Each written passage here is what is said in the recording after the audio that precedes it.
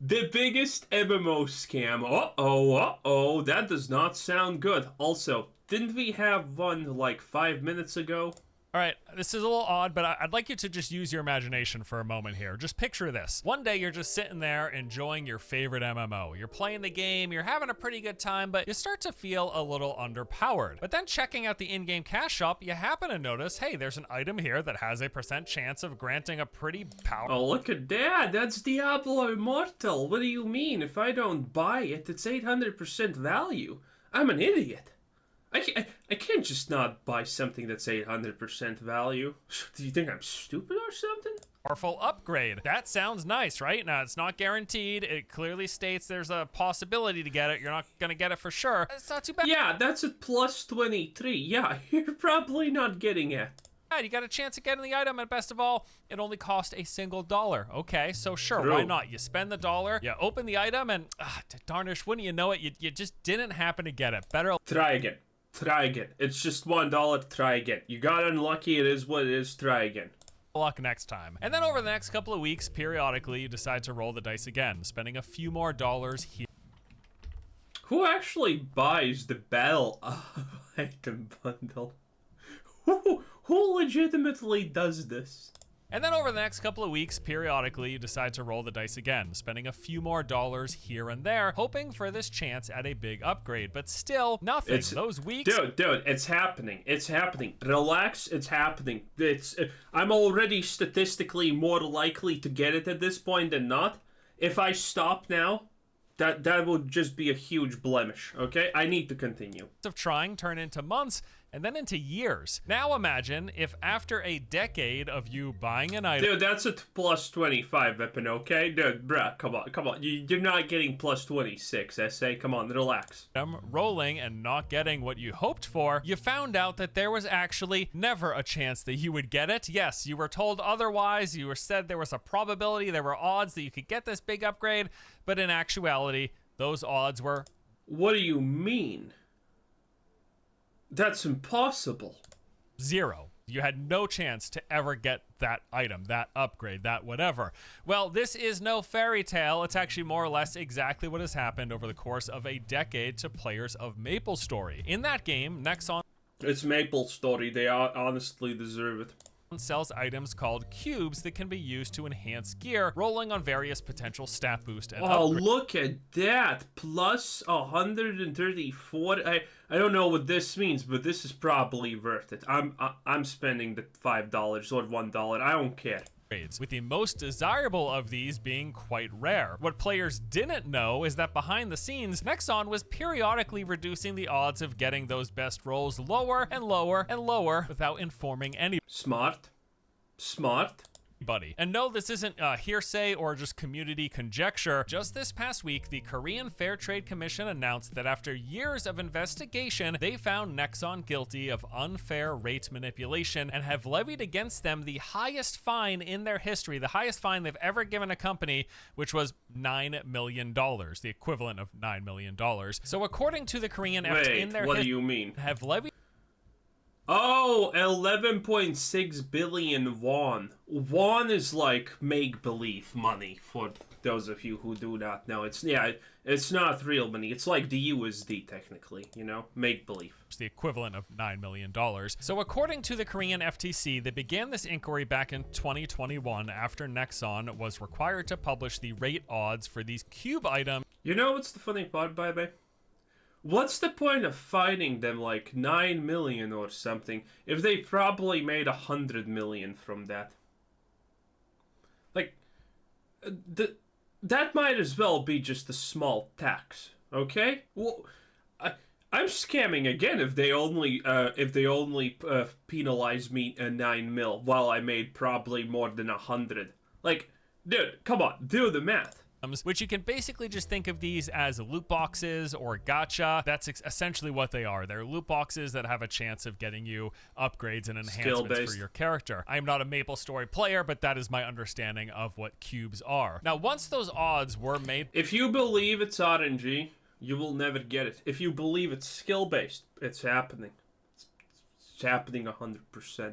public by Nexon. The Korean FTC then launched the investigation to try to determine if those odds were accurate, because there was a lot of speculation amongst the community, with people actually like posting their own statistics that basically amounted to, in some way or fashion, Nexon was lying, or at the very least, those highest percentage odds weren't exactly what they were saying that they were. Now, in the process of this investigation, combing through various internal Nexon documents, emails, and even game code, well, the Korean FTC discovered some pretty seriously messed up stuff. Here's some of the major highlights. First off, Nexon introduced these cubes into MapleStory back in May 2010. These items were sold for about $1 for red cubes and about $1.8, close to $2 for black cubes. Players would purchase these cubes for two primary reasons: to obtain passive boosts and to upgrade an item to legendary, which is the highest rarity of item in the game. Now, after they began selling these cubes, $1, you know, that's good. That's fair. That's fair. That's fair. Nexon then started manipulating probabilities for both of them. So first of all, they blocked users from obtaining the most ideal upgrade combinations. So those most preferred rolls that people were buying cubes in hope of getting, those were actually never achievable at a point. And second, they also lowered the probability of upgrading an item. While making those changes, Nexon not only— That's how you make money. Never informed consumers, but they even went as far as to issue false statements. In August 2011, they came out— Obviously. I mean, did you expect them to not do that at this point? Claiming that no changes were made. The community was like, hey, it seems like we're not getting stuff as often as we used to. We're not getting those good upgrades as often as we used to. And Nexon came out and said, no, no, no. As the Magic the Gathering average player would state, all humans have the same proclivity to recognize patterns. No one's better at recognizing patterns than anyone else, okay? So you thinking you are getting less of what you got previously, that's just make-believe, okay? No one's better at pattern recognition than anyone else. We're humans. The unironic thoughts of Magic players. Sad. No changes were made. The odds of getting good rolls or upgrades are the same as they've always been. That's what they said. And then this also happened again, or something along these lines happened again in 2016. Nexon's director came out and made a statement to MapleStory players. He said, "We are well aware that we cannot deceive customers, especially in terms of probability. And in this regard, we actually think, no, there was no purpose to deceive our customers. There was no situation to deceive them, and there was no reason to deceive them. We are not deceiving you guys. We're telling the truth." At the very same time that they were making those statements in 2016, the probabilities were being manipulated at that exact moment. Like, so not only did they reduce the rates for high rolls and upgrades, putting the best combinations to an actual probability of 0, not only did they then not disclose that stuff, but they also deliberately went out of their way to lie about it in the process of this all happening. So as part of the Korean FTC's investigation— And MapleStory players just kind of ate it up, huh? We also were able to see various internal Nexon documents that were released, and through that we discovered that they had many back and forth conversations about whether the company should be disclosing this information, but ultimately they had decided against it. And I think what's probably most interesting about this whole thing is the reason Nexon initially came out with those cube probabilities in 2021. That was apparently in response to this big like refund crisis. I don't happen to know the exact catalyst for that, but for whatever reason the player base was in an uproar. There was a lot of petitions and refunds taking place, and then in response to that, Nexon came out and they were like, hey, here's our probability for the cubes. But while that whole thing was happening, we also saw through those release documents that several email chains were taking place while they were navigating this debacle, and Nexon brass was basically coming down issuing orders to not under any circumstance should anyone reveal that rate manipulation that had been taking place over the past decade. Meanwhile— Yeah, that's smart. I would do the exact same thing. While researching MapleStory for this whole thing, the Korean FTC was also— No, I would obviously not use an email. Like, dude, why do you even use emails? You're the CEO. Get the department head that can do these rate manipulations. Tell him to do it. And then tell him to not use an email. There you go. Also doing investigations into Nexon's other games, specifically those that Nexon develop and publish inside of Korea. They found a similar rate probability manipulation was taking place in the game Bubble Fighter, and they claim that as a result there was a pretty big— Of course Bubble Fighter is corrupt. I always knew it. I had a hunch. Impact on users who play that game, and there are concerns now spreading about whether they are doing probability Look at this. This is literally made by Satan himself. manipulation in their other games. I mean, you know, hey, as soon as you get investigated, people are finding probability manipulation in the games that they are investigating. There's a reasonable expectation that we should think maybe there's also some probability manipulation taking place in the other games that haven't been thoroughly enough investigated yet. Oh, also, and a little fun fact here, the Korean FTC also... Dude, look at this. Look at this. One more try. Just one more try. I got this. They should just they should do one more try, and when you run out of tries, they should have a big thing, like a big button said keep going. You got this. Oh man, that's good. Fact here, the Korean FTC also revealed that Nexon, through the sale of these cube items from September 2010 up through 2021, they made about $420 million. Well, that's a lot higher than 100 mil, but honestly, that was in my estimation. I thought I'm gonna say either 100 mil or 1 billion. Because again, of course it's that much. Did you honestly think it's not gonna be much? Did you think that fine is gonna matter? My sweet dear baby. Okay, you got a lot to learn. Through the sale of these cube items. So they made $420 million through the sale of these cube items that they were manipulating the rates of. Even though people were still getting stuff, they weren't getting what they were hoping for. They had no chance of getting the most ideal thing, and they made $420 million off of that. In response to discovering this, they have been fined $9 million.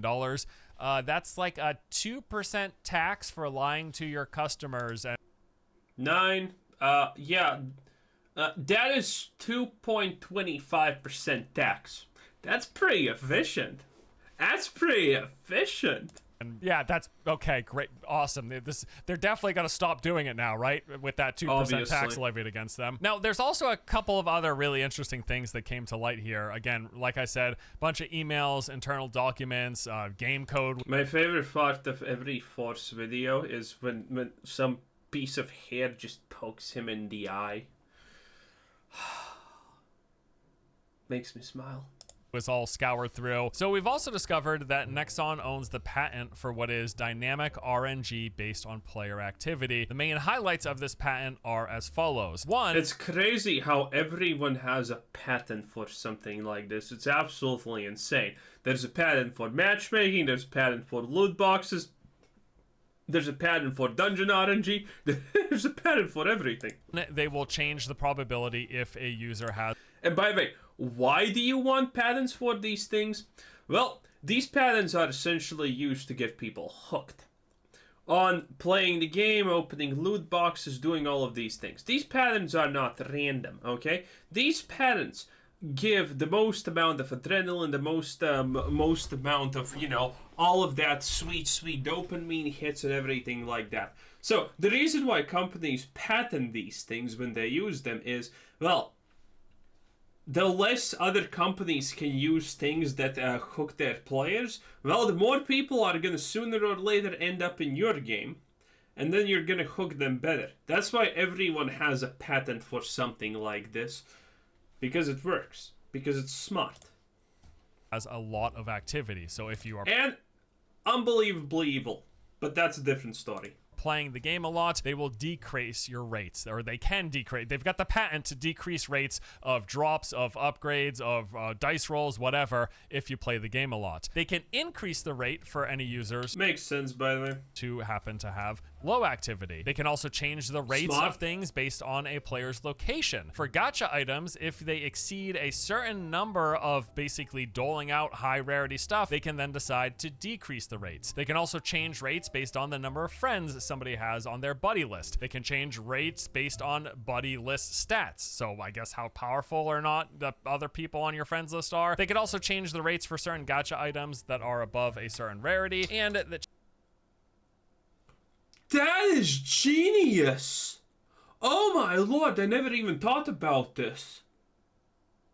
That is genius. Okay, so this is how essentially that... I never even contemplated. Oh my lord, that's so smart. Okay, so essentially this is what they do. you having someone on the friend list is kind of meaningless, honestly, right? But you having someone on your friend list who has a player score or whatever that's higher than you, ooh, that's not good. That's not good. You want to be as high or higher as them, don't you? Ooh, that's not good. Okay? So, obviously, you're going to open things. And the idea here is, if someone is opening boxes while looking at the friend list, they probably also monitor what you're actually saying to these people, you know? There's probably some specific phrases like, I'm gonna catch up to you, or something like that that triggers this stuff. And, well, if your level is so much below them, you know, your rates are upgraded, and you're catching up to them, and you need to buy more and catch up, and when you're starting to catch up, the rates go lower and you can't catch up. Oh, that is such a genius system, honestly. Wow. I never even thought about this. There's probably also incentives to actually have people on your friend list in that case. Dude, that is wild. Change the rates based on users' account current items. So if you already have a bunch of really good items, they could decrease the rates. Or if you don't have a lot of good items, they could increase the rates. They've got the patent to do all of those things. What a huge, massive surprise, right? Now, rates changing for things in games, whether it's drop rates for items, whether it's percent chance to upgrade items in gears and games that have those like gear upgrade systems, or whether it's percent chances of getting rewards from things in the cash shop, like is the main focus of this story here today. Yep. I think we've all always been aware that those rates could change. I mean, I personally have never like investigated the rates of getting a legendary card when I open a Hearthstone pack, for example, or any sort of equivalent to that, where I'm getting a mystery box, I'm opening a loot box, I'm engaging with some gacha system. I've never personally looked to see, hey, what's the percent chance to get the highest thing that I want? Is it like a 1% chance? Is it a 0.01% chance? I usually never look, right? I mean, in general, I try to avoid loot boxes. People who actually play things like Hearthstone and want to be competitive do look up stuff like that.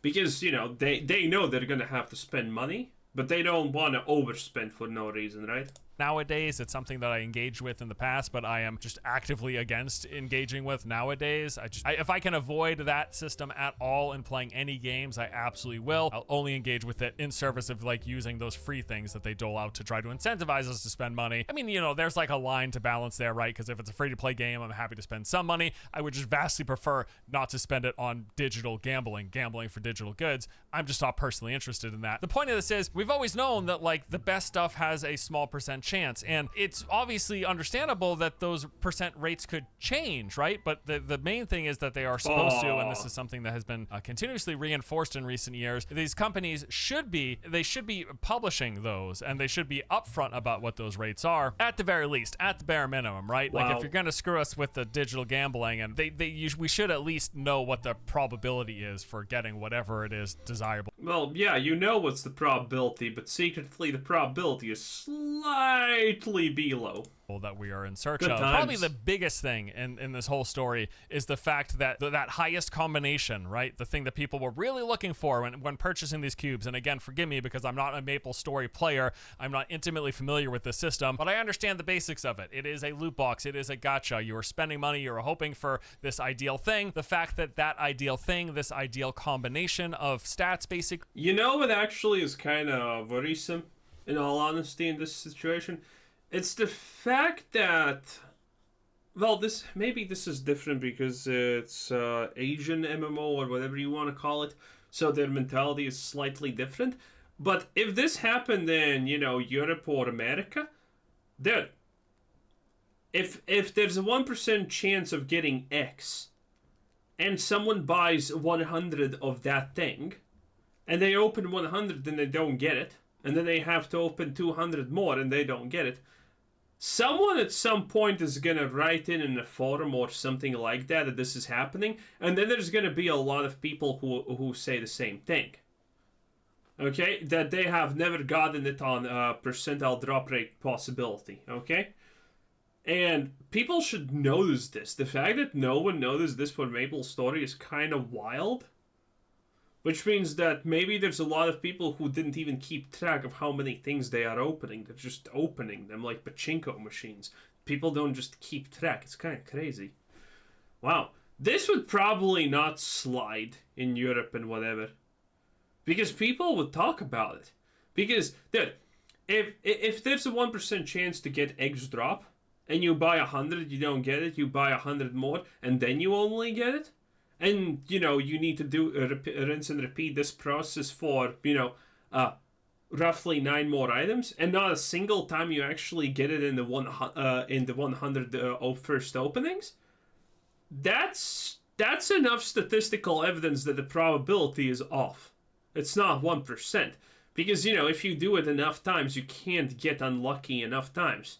Even if you do get unlucky, there's probably going to be a situation where you open it in the first, like, 10 openings. Okay? So, it is what it is. Was not possible to achieve. That is them finally adjusting. I should say, not 1% chance to get this item from opening. Well, it's the same, actually, but when there's an expected pull rate of 1 in 100, that for everyone who wants to be concrete about the idea. Percentage rates from like 2% to like 1.8%. That's almost whatever. They should disclose it, but that's almost whatever. Them making it so that there was something in there that people wanted that they could never get, and not telling them they can never get it. That's the biggest BS of this entire thing. It's just absolutely crazy. And I know you're not really asking yourself this question, but if anyone was asking, why are they doing this? Well, here's a fun thing. Money. In this investigation, we got some of the details about the top spenders in Korean MapleStory, and they have been spending a lot of money. So the number one spender, we're talking individual people. I'm gonna go with 2 million. How much money they have spent. The documentation disclosed stats from 2019 to 2022. The number one spender in 2019 spent $27,000 in 20. Oh my lord, that's... Well, oh no, actually it's Korea. Yeah, it makes sense. Because, for example, yeah, it makes sense because a Saudi oil prince is not going to play the Korean version of MapleStory. I guess that's actually true.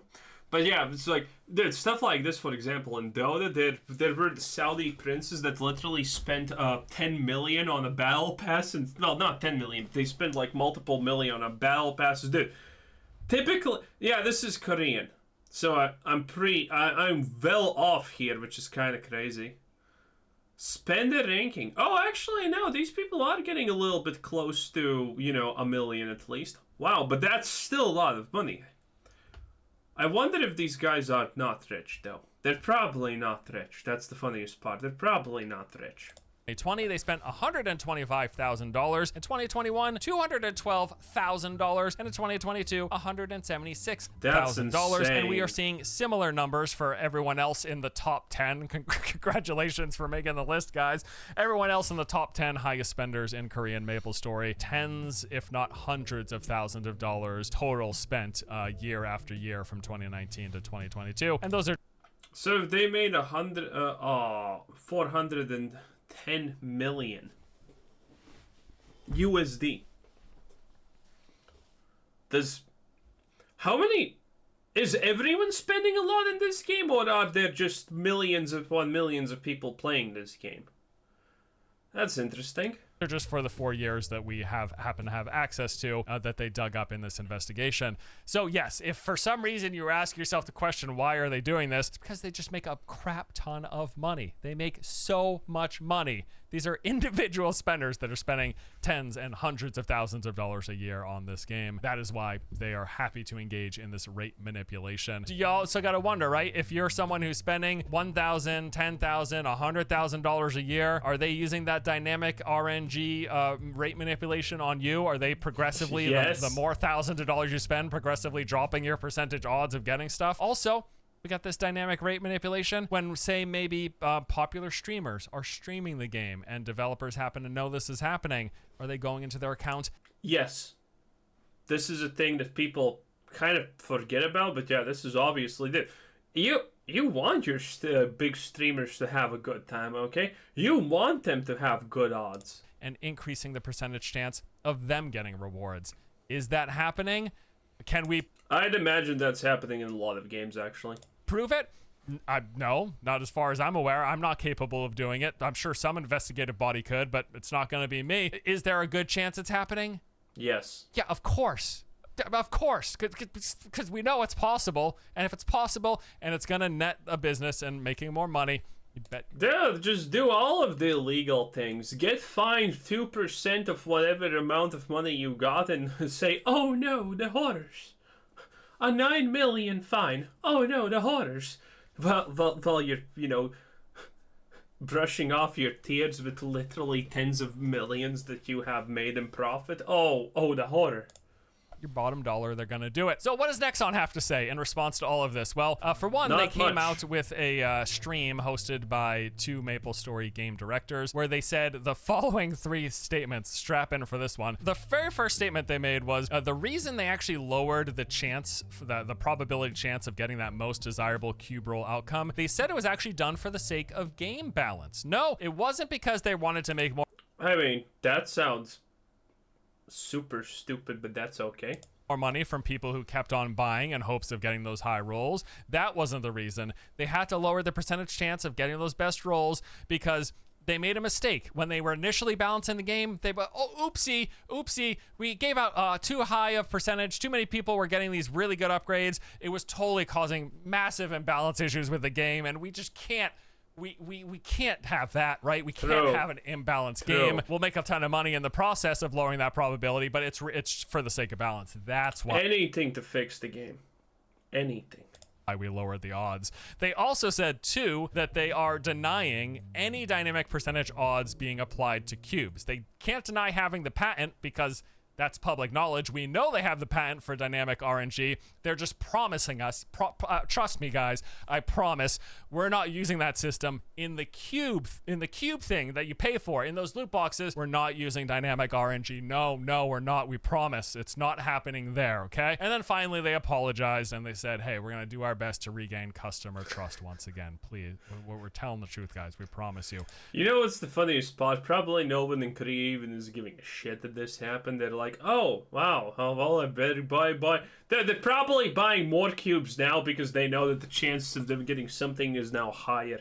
Oh, my lord. Forget all those other times we were manipulating the rates knowingly and then publicly making statements saying that we weren't manipulating the rates and nothing had ever changed. Also, in a separate statement after the Korean FTC released their findings and then announced that they had a $9 million fine, Nexon came out and said, listen, it was customary for game companies to not disclose probabilities between 2010 and 2016. I don't have an exact recollection of the timeline, but I do know there was a long time where loot boxes and gacha systems didn't disclose the rate. There just wasn't a lot of pressure on companies to do so. True. And so why would they do it? I don't know if Wizards of the Coast tells me the chance of getting a Gaze Cradle when I pull an Urza Saga pack. They actually, I think MTG has to disclose their rates of drawing stuff now also. I don't know if they publish their probability rates, but I know that many, many years ago. I remember something about them needing to do that. I think this is a quite recent conversation even about the fact that something about probability rates to get X. As far as I was aware, that wasn't happening, but things have changed over time, and it's true. They are correct that it was not customary for people to disclose probability rates, at least as far back as 10 years ago, if I recall correctly. Yep. And then they also said, hey, man, the Korean FTC, they're doing huge damage to the Korean game companies due to this retroactive disposition. I guess huge damage to the game companies. Oh, no. Arguing that your guys are digging back 10 years and punishing us for this crappy stuff we did. No, don't do that. Punish us for the crappy stuff we're doing right now, which I'm sure they could do. I'm sure if they kept digging, they'd find stuff from Nexon that they could probably find them for. So as we wrap this thing up, I just want to make a couple quick notes. First of all, I'd like to reiterate that Nexon generated $418 million in sales of these cube items and loot box sales in particular from the periods of 2010 to 2021 when the investigation started. As a result of what was found, they were fined $9 million. And yes, that's just like a little over 2%. This little minor tax, like, hey, you lied to your customers. You did pay us bad. 2%. The customers aren't getting any of their money back. We don't actually care about them. Give us those $9 million. And then also, as I touched on briefly there as well, this is only what has been discovered so far, and what has been discovered from Nexon in particular being investigated through that Korean FTC. What are the odds that something like this isn't also happening in other Nexon games? I mean, I can't say for certain. I mean, if they're doing it in one game, obviously they're doing it in every. That's not a tall order, okay? But this is, certainly places the seed of doubt, even if they deny doing it elsewhere, because of course they'll deny it. They denied it even when they were actively knowingly doing it in MapleStory. And maybe you say, hey, MapleStory, that's a dumb game I don't care about, whatever, this doesn't apply to me. Keep in mind, Nexon is involved in a lot of other games. So yeah, I mean, there was the recently released The Finals. There's a bunch of upcoming games like Arc Raiders, The First Descendant, Nakwon Last Paradise. And Nexon has a pretty storied history. Especially if you're a fan of like online games and MMOs. Nexon is responsible, or at least was the publisher for a lot of games that I've played in the past. I don't want to this particular topic is focused on Nexon, but we have to at least have the understanding, if we hadn't already, this sort of thing can and probably. His beard is literally touching the microphone. That's crazy. Is happening, or at least some variation of this situation with any game that has loot boxes, especially loot boxes that are tied to the cash shop. But this is also can be applied to games that, forget loot boxes and cash shops, like the odds of you getting a rare drop in a game. This dynamic RNG stuff, certainly is most likely happening. I guess the ultimate takeaway for me from all of this is to try not to get too invested into these heavy RNG systems, especially if you are spending. Hey, the point of them is to get invested. Spending money on them, because not only can they change the rates of you getting what you want, they could be dynamically doing it based on what you're doing, based on how much you're playing, based on how much you're spending, based on how many boxes you're opening. That can and most certainly is happening in games besides Nexon. And that is just, we have to live in the reality of not knowing when we're dealing with these random systems if other companies are doing things like Nexon has clearly been doing. Other companies are doing it. Damn, that's some good stuff. Anyway, that was Force Gaming. 10 out of 10. Slap that 2% fine on me, baby. I'll take it with a smile. This is literally the saying, don't step on a dollar to pick up a penny. Wow. Anyway, well, actually, it's not even close to it. But anyway, this is Quizzer Says, thanks for watching. Subscribe if you haven't already, and have a nice day. Bye-bye.